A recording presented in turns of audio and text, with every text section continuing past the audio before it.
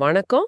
நீங்க பகிர்ந்து கொண்ட ஆதாரங்கள வச்சு, இன்னைக்கு நாம இந்த சமீபத்திய ஈரான், இஸ்ரேல் மோதல் பத்தி கொஞ்சம் ஆழமா அலசப் போறோம். வணக்கம். ஆமா. ஒரு 12 நாள் ரொம்ப தீவிரமா சண்டை போச்சு இல்லையா? ஆமாங்க. ஜூன் மாசம். அப்புறம் ஜூன் 24ல அமெரிக்கா தலையிட்டு ஒரு போர் நிறுத்தம் கொண்டு வந்தாங்க. ஓ. ஆனா இது நிஜமாவே அமைதியா இல்ல சும்மா தற்காலிகம் தானா? உங்க ஆதாரங்கள் என்ன சொல்லுதுன்னு பார்க்கலாம் வாங்க. ம்.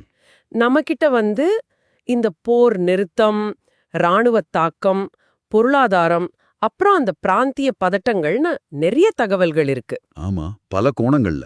இதுல இருந்து முக்கியமான விஷயங்களை மட்டும் எடுத்து உங்களுக்கு புரியுற மாதிரி சொல்லணும். அதுதான் நோக்கம்.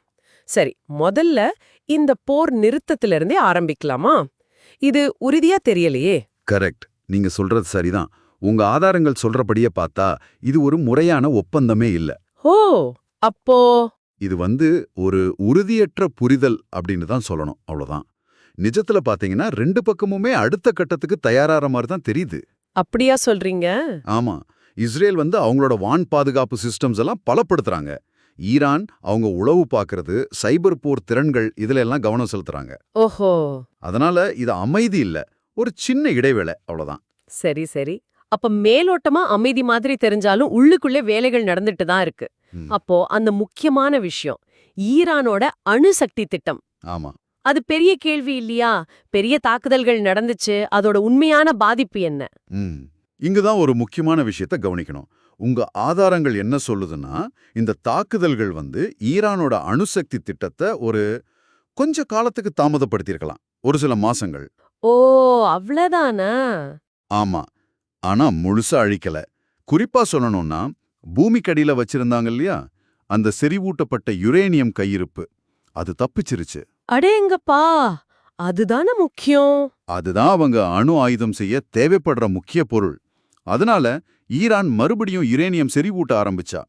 நாங்க திரும்ப தாக்குவோம்னு இஸ்ரேல் சொல்லியிருக்காங்க. அப்போ இஸ்ரேலோட அந்த தாக்குதல் ஒரு பெரிய வெற்றின்னு சொல்ல முடியாது. குறிப்பா அந்த மையப்பகுதியை தொட முடியல. ஆமா, அப்படிதான் தெரியுது. இது ராணுவ ரீதியான தாக்கம் மட்டும்தானா, இல்ல இத தாண்டி வேற பாதிப்புகள் இருக்கா? நிச்சயமா இருக்கு. ராணுவத்தை தாண்டி பல பாதிப்புகள். அந்த தாக்குதல் நடந்தப்போ தேரான்ல இருந்து மட்டுமே சுமார் 3 லட்சம் பேர் வெளியேறிட்டாங்களாம். ஐயையோ. ஆமா, சாதாரண மக்கள் ரெண்டு பக்கமும் பாதிக்கப்பட்டிருக்காங்க. உங்க குறிப்புகள்ல இருக்கு பாருங்க. தெற்கு இஸ்ரேல்ல ஒரு மருத்துவமனை மேல தாக்குதல் நடந்திருக்கு. ஈரானோட சில உள்கட்டமைப்புகள் சேதமாயிருக்கு. ம். பொருளாதாரம் அது ரொம்ப முக்கியம். ஈரான் பாத்தீங்கன்னா இது ரொம்ப பெரிய அடி.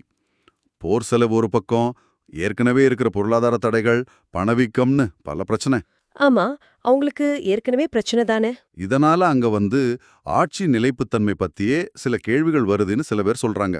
இஸ்ரேலுக்கும் செலவுதான், சுமார் $6 பில்லியன் செலவாம்.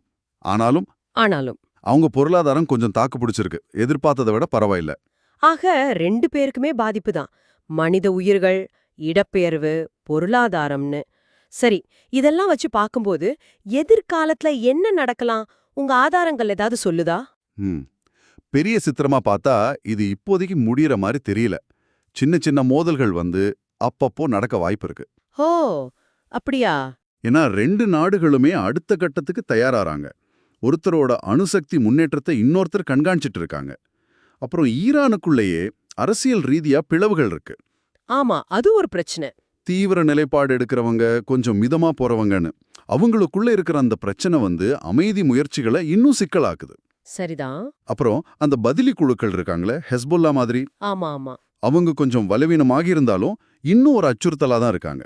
எல்லாத்துக்கும் மேல அந்த மைய பிரச்சனை, ஈரானோட அணுசக்தி திட்டம், அது அப்படியே தான் இருக்கு, தீர்க்கப்படல. அதனால இந்த போர் நிறுத்தம் ரொம்ப டென்ஷனான ஒரு சூழ்நிலையில தான் இருக்கு. அப்போ சுருக்கமா சொல்லணும்னா இது போர் முடிஞ்ச மாதிரி இல்ல, சும்மா ஒரு தற்காலிக நிறுத்தம். கரெக்ட். ஈரானோட அணுசக்தி ஆசை, அவங்க உள்நாட்டு அரசியல், இந்த பிராந்திய பதட்டங்கள், இதெல்லாம் சேர்ந்து இது ஒரு நீண்ட கால மோதலோட ஒரு அத்தியாயம், அப்படிதானே? மிகச்சரியா சொன்னீங்க. இது சம்பந்தமா நீங்க இன்னும் யோசிக்கிறதுக்கு இது ஒரு கேள்வி. சொல்லுங்க.